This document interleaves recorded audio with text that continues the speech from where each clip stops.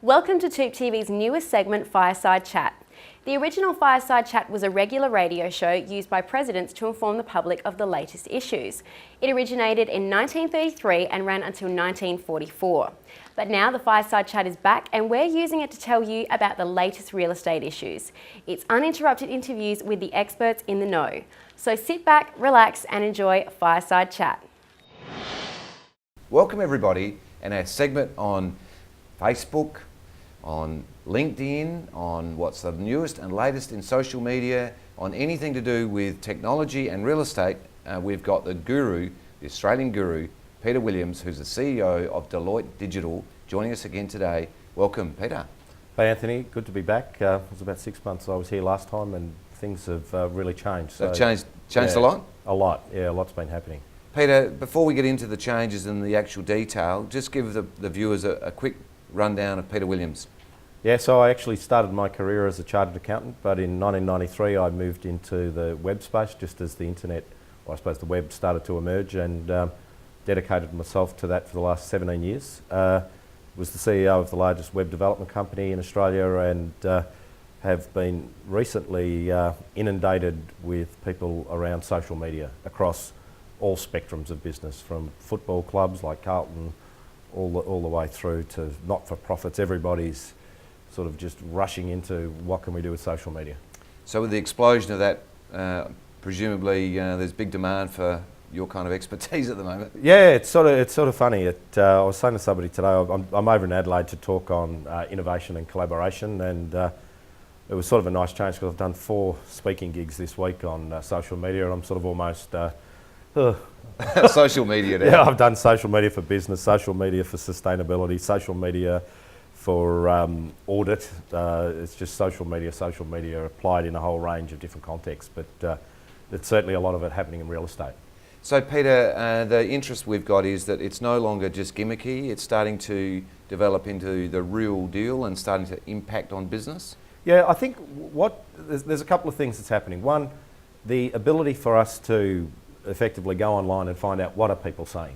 So we'll listen to what somebody says about themselves, but we can now very easily go and check what do other people think about this, or even if they're not talking about it, we can ask them. So through things like Twitter, through Facebook groups, or through LinkedIn, wherever you've got a network of people, it's much easier for us to get what we call, I suppose, peer-to-peer, person-to-person stuff. So, and the interesting thing is there's a lot of research been going on saying that something like 78% of people will believe what they're told by somebody who they see as a peer, and about 14% believe what they see in an advertisement. So that's a big shift for the advertising business, isn't it? So when you've got that sort of thing, it's about, well, and there's a bit of a debate in the social media world about this notion of control. You know, can I control the message? And a lot of people are sort of saying, oh, well, you can't control it because people will say what they like.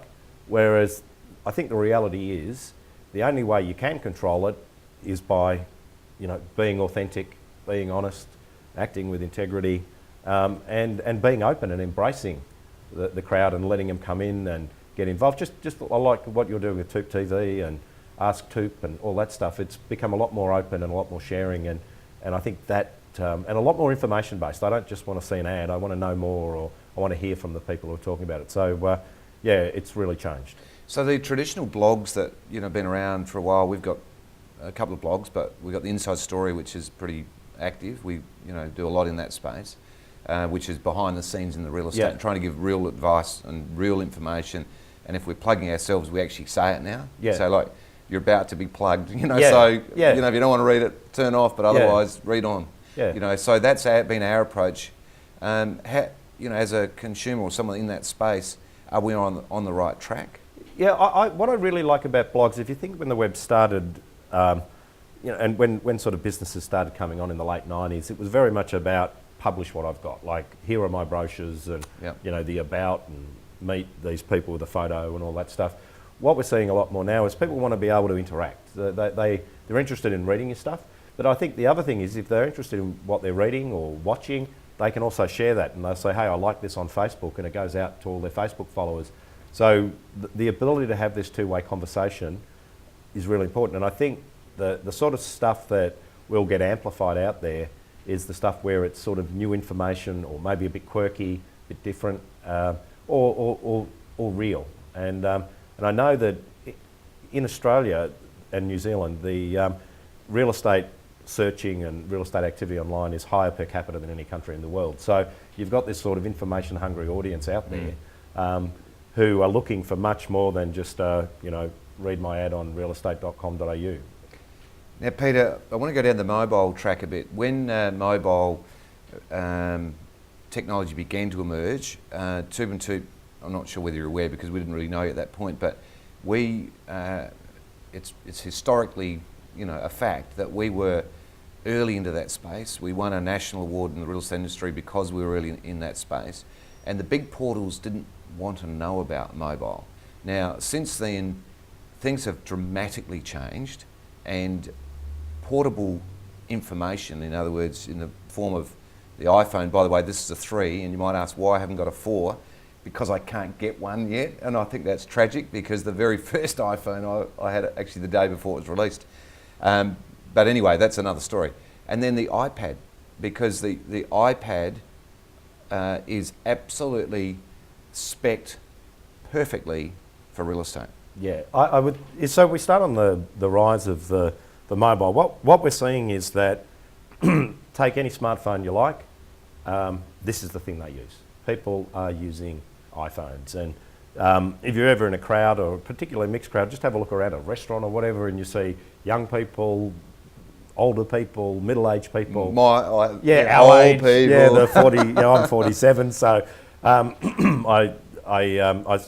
saw Peter. I know Peter Cosgrove, and he's the man with the world's biggest, thickest fingers, and he uses one, and I find it quite interesting. And everybody who uses these things say they are just so easy to use.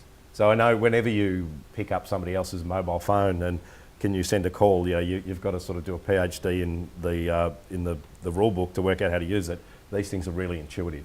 But and it's interesting that you talk about the mobile, because if you think about real estate, it's very, very location specific. We talk location, location, location. So people, when they go somewhere, they want to be able to say, I want the information that I can get on the device I've got.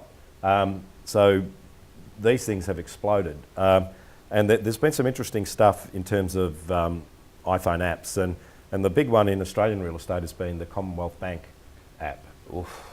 Yeah. We've had a brief chat before we started on this, and that is the beginning of the end of real estate as we know it, in my view.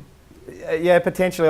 It's really interesting. I've had, when I've demoed it to groups of real estate agents before, some of them are almost like violently angry that how dare a bank come in and offer data and all that stuff. But I think the reality is it's the first step. Now, the way the app's designed, it's called an augmented reality app. Now that might sound really strange, but the thing is with augmented reality, it's about saying, I've got this device and it's got a camera on it and it's got a GPS in it. So with augmented reality stuff, you basically just point your phone to what you're looking at, and if there's some data around it, it brings it through. So a good example of one I use, it's not real estate, or could be real estate in the future, it's called Spacewalk. And it's like a virtual planetarium. So I point my phone to the stars, and on the app it comes up and tells me what constellations are and all that stuff.